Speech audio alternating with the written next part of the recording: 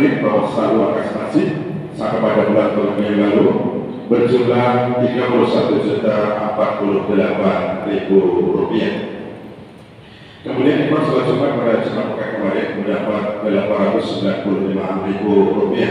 Infak lain-lain Rp1.449.000. Adapun pengeluaran sejumlah Rp1.726.000, sehingga saldo akhir kas masih sampai pada hari ini berjumlah Rp31.666.000. Demikian keadaan kas masih dari tingkat Kecamatan Daya sampai pada saat laporan ini kami sampaikan. Untuk selanjutnya sebelum sholat Jumat pada siang hari kita mulai, mohon kepada jamaah untuk maju, kemudian barisan mulai depan terlebih dahulu, kemudian barisan di belakangnya mohon untuk menyesuaikan, kemudian bagi jamaah yang berkomunikasi untuk tidak lupa disalah terlebih dahulu agar tidak mengganggu ataupun mengurangi kesukaan kita di dalam kita menjalankan ibadah sholat Jumat pada siang hari ini. Baiklah, karena waktu sudah masuki untuk itu sholat Jumat akan kita mulai. Kepada Bapak Ustaz Haji Joko Poranto MPD disilakan. Sekian atas nama tambahan kami ucapkan terima kasih. Assalamualaikum warahmatullahi wabarakatuh.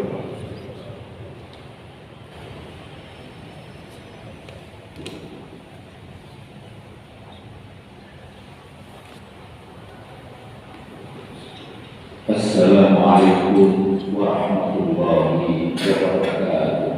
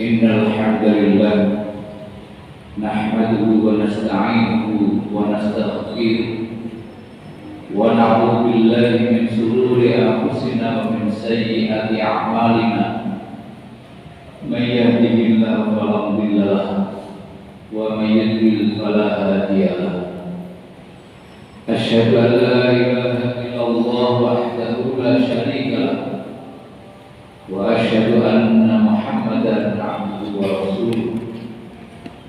Allahumma salli wa sallim wa barik ala Muhammad wa ala alihi wa sahbihi wa man wala amma ba'd.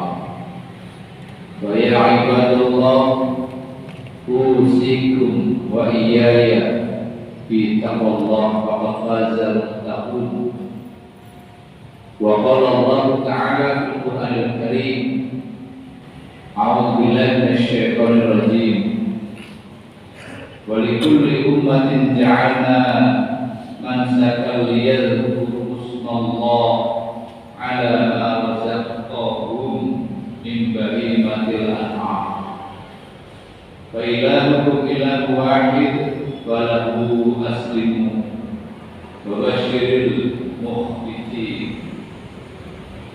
Ma'asyiral muslimin jamaah salat Jumat rahimahullah, untuk mengawali khutbah Jumat pada siang hari ini izinkanlah khatib berwasiat mengajak kepada diri pribadi khatib khususnya dan kepada para jamaah pada umumnya, mari kita senantiasa berusaha untuk meningkatkan iman, meningkatkan takwa kepada Allah Subhanahu wa taala dengan beristiqamah, dengan tetap teguh melaksanakan perintah-perintah Allah dan menjauhi larang-larangannya, serta tetap berada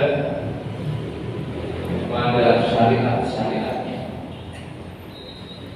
Jamaah Allah, baru saja kita telah melewati satu hari yang istimewa, yakni hari raya Idul Adha. Tentu kita telah tahu bahwa salah satu dari hal yang dianjurkan, yang sangat bahkan dianjurkan ketika hari raya Idul Adha adalah menyembelih kurban. Berbahagialah bagi kita semua yang memiliki kemampuan untuk berkurban. Sedangkan bagi yang belum, mudah-mudahan di tahun yang akan datang Allah memberikan kesempatan bagi kita semua untuk bisa menyembelih kurban, karena memang sangat besar utamanya. Jamaah Allah, kurban secara makna lugawi atau makna bahasa dalam dekat atau mendekatkan, yakni dekat dan mendekatkan kepada Allah Subhanahu wa taala yang memerintahkan ibadah tersebut. Kurban sering disebut sebagai udhiyah. Udhiyah yang artinya hewan sembelihan. Karena ibadah kurban merupakan ibadah dalam rangka mendekatkan diri kepada Allah Subhanahu wa taala melalui penyembelihan hewan kurban. Secara fisik yang kita sembelih adalah hewan ternak seperti unta, lembu, kerbau, domba atau kambing.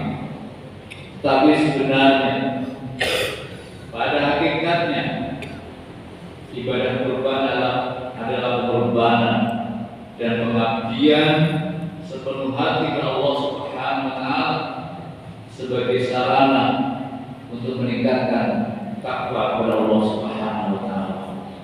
Sebagaimana firman Allah dalam surat Al-Hajj ayat 37, Allah berfirman, "La yanalallaha luhumha wala dimamha walakin yanaluhu at-taqwa minkum." Daging dan darah hewan kurban itu sekali-kali tidak akan sampai kepada Allah, tapi yang sampai padanya adalah ketakwaan. Kurban merupakan amaliyah keagamaan yang berakar dari risalah yang dibawa oleh Nabi Ibrahim alaihissalam dan Nabi Ismail alaihissalam sebagai wujud ubudiyah, pengabdian dan ketaatan kepada Allah Subhanahu wa taala. Jadi akan keliru, bahkan sangat keliru apabila kita memaknai Idul Kurban hanya sebagai pesta pora mengkonsumsi daging hewan kurban semata. Sebab sebelum kehadiran Nabi Ibrahim alaihissalam dan Nabi Ismail alaihissalam, praktek kurban ini sudah ada. Bahkan Qabil dan Habil, putra Nabi Adam alaihissalam, juga pernah diperintahkan untuk berkurban. Habil berkurban dengan hasil ternaknya, sementara Qabil berkurban dari hasil pertaniannya. Agama-agama demonik yang terdiri dari bangsa Yunani kuno, Mesir kuno, Kanaan dan sebagian masyarakat yang mendiami pantai Laut Tengah telah melakukan kurban yang dipersembahkan pada dewa-dewa. Mereka berkurban berupa hewan hasil cocok tanam, bahkan berkurban berupa manusia. Kalangan masyarakat Mesir kuno misalnya mengorbankan seorang gadis suci yang ditenggelamkan ke dalam sungai Nil sebagai persembahan pada Fir'aun. Jadi praktek kurban pada zaman sebelum Nabi Ibrahim alaihissalam dapat dikatakan dominan sebagai persembahan pada Tuhan atau dewa-dewa yang tidak memiliki perhatian terhadap manusia. Agama-agama demonik memandang bahwa dewa-dewa merupakan sosok yang tidak mengenal kaidah moral dan etik.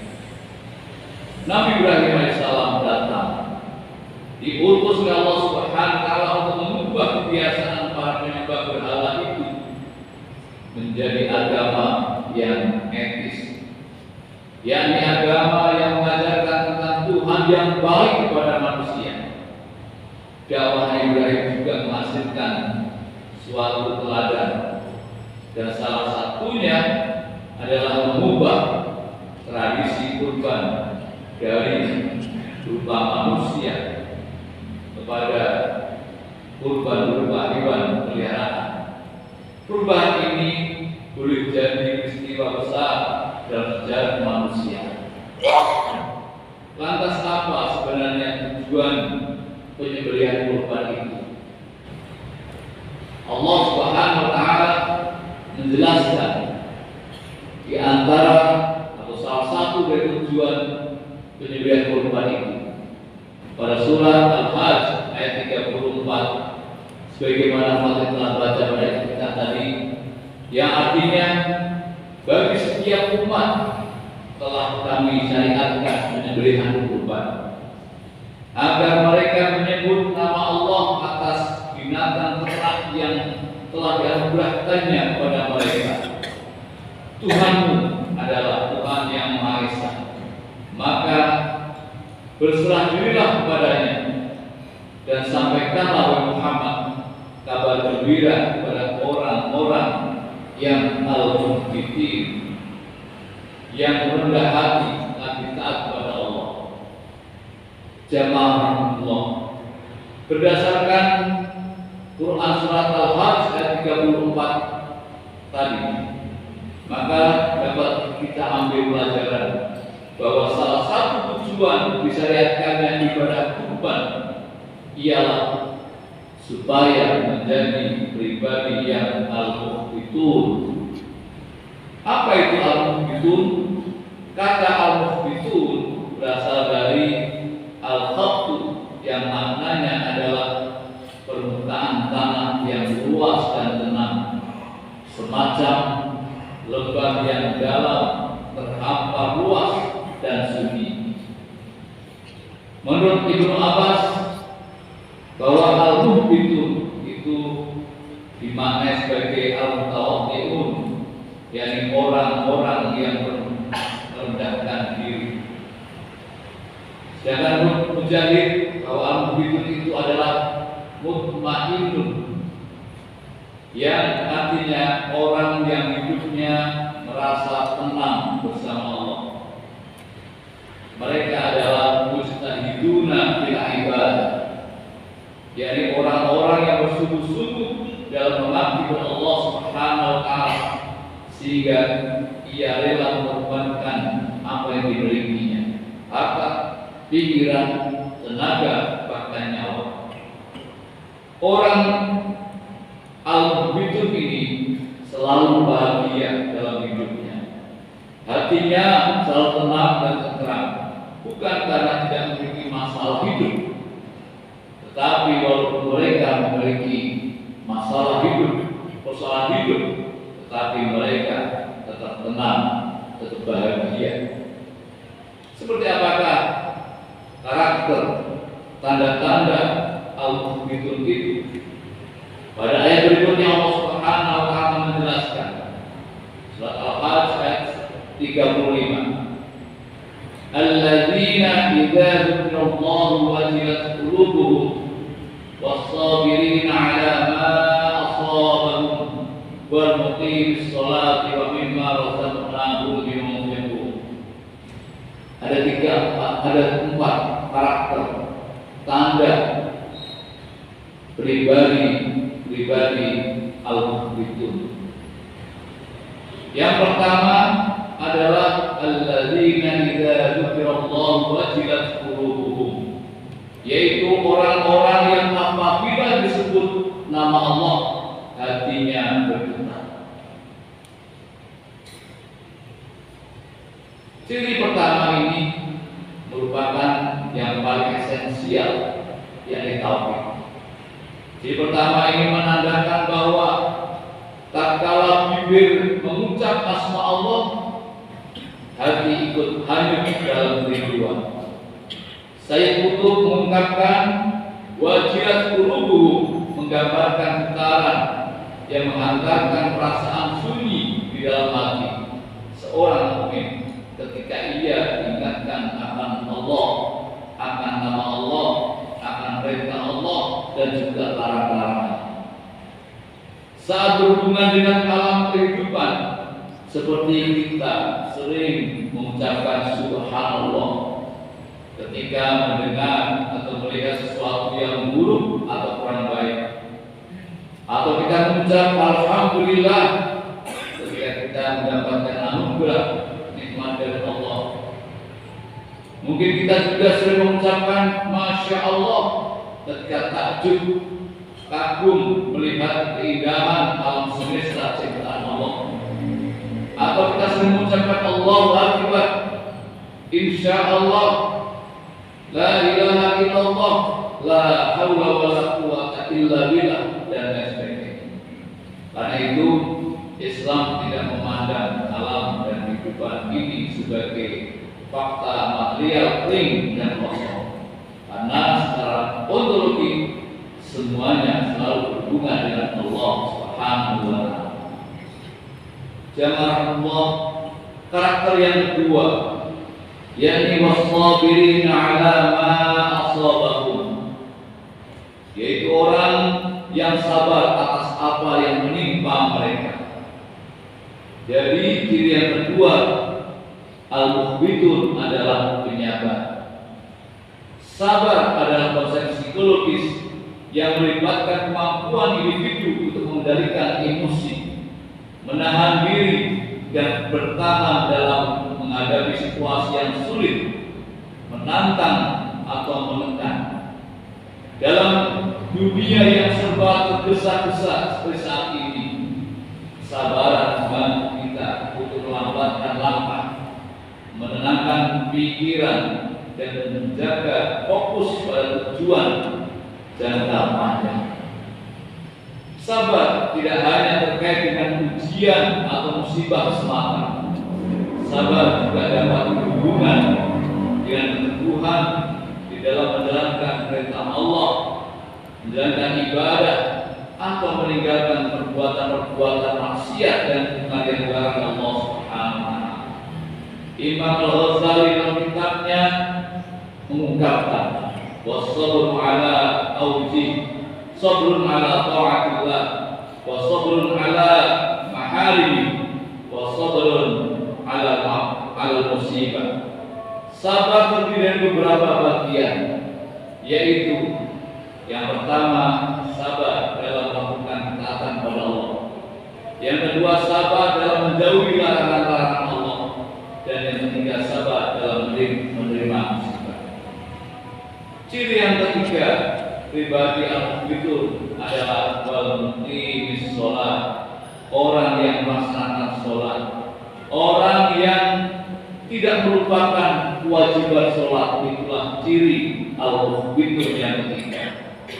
Teknologi saat ini telah memberikan kita akses tak terbatas pada informasi, hiburan, dan interaksi sosial yang kadang-kadang dapat mengalihkan perhatian kita dari ibadah. Seringkali kita melalaikan sholat, terkadang membuat kita mengabaikan seruan Allah ketika kita terpaku pada perangkat elektronik kita seperti gadget, HP, laptop, komputer. Kita dapat terjebak dalam dunia maya yang tak terbatas, sementara waktu yang seharusnya kita manfaatkan kita habiskan untuk sholat terlewat. Sholat adalah satu ibadah yang memungkinkan kita untuk berkomunikasi langsung kepada Allah SWT, mengungkapkan rasa syukur, memohon ampunan, dan mencurahkan berbagai masalah persoalan yang kita hadapi. Oleh karena itu, menjaga dan melaksanakan sholat secara teratur sangat penting dalam menjaga keseimbangan spiritual kita. Dan karakter yang terakhir, yang keempat, adalah wa mimma razaqnahum yunfiqun. Orang-orang yang menginfakkan sebagian rezeki yang Allah anugerahkan kepada mereka. Jadi karakter yang keempat adalah al-mukhbitun itu suka berderma. Dalam melaksanakan infak kita mendapatkan pahala dan berkah dari Allah Subhanahu wa Ta'ala. Infak merupakan investasi spiritual yang menghasilkan ganjaran dan keberkahan di dunia dan di akhirat. Infak juga memperkuat hubungan kita dengan Allah, karena kita menyadari bahwa harta yang kita miliki ini sebenarnya adalah anugerah dari Allah Subhanahu wa Ta'ala. Kepemilikan Allah bersifat mutlak, sementara manusia hanya bersifat nisbi. Infak juga berkontribusi dalam menciptakan keadilan sosial dengan mengurangi kesenjangan ekonomi dalam masyarakat. Melalui infak kita dapat membantu masyarakat yang kurang mampu secara finansial mendapatkan akses ke layanan kesehatan, misalnya pendidikan, perumahan, dan kebutuhan dasar lainnya. Hal ini membantu memperkuat ikatan sosial dalam masyarakat dan mengurangi kesenjangan yang ada. Jemaah Allah, itulah empat karakter al-mukhbitun yang menjadi salah satu tujuan ibadah kurban yang telah kita lewati minggu yang lalu, yakni mereka senantiasa bergetar ketika mendengar asma Allah disebut, memiliki sifat sabar, tidak meninggalkan sholat dan gemar menaikkan infak. Semoga ibadah kurban yang telah kita lakukan tahun ini dapat mengantarkan kita menjadi seorang mukmin yang memiliki karakter al itu. Amin amin ya rabbal alamin. Barakallahu li wa lakum fil Qur'anil azim wa nafa'ani wa iyyakum bima fihi minal ayati wa dzikril hakim. Aqulu qouli hadza wa astaghfirullahal azim innahu huwal ghafurur rahim.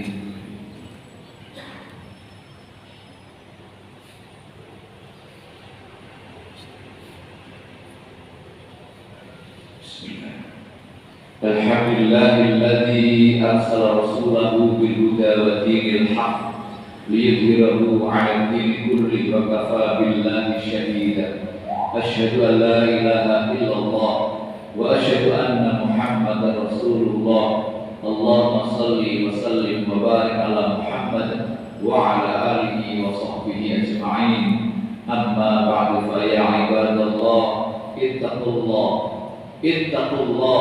ittaqullaha haqqa tuqatih wa la tamutunna illa wa antum muslimun. Jamaah salat Jumat rahmatullah, pada khutbah yang kedua ini mari kita bermunajat memohon kepada Allah Subhanahu wa taala. Semoga Allah senantiasa membimbing kita, menuntun kita pada jalan yang benar dan lurus, dan kita selamat di dunia dan di akhirat nanti.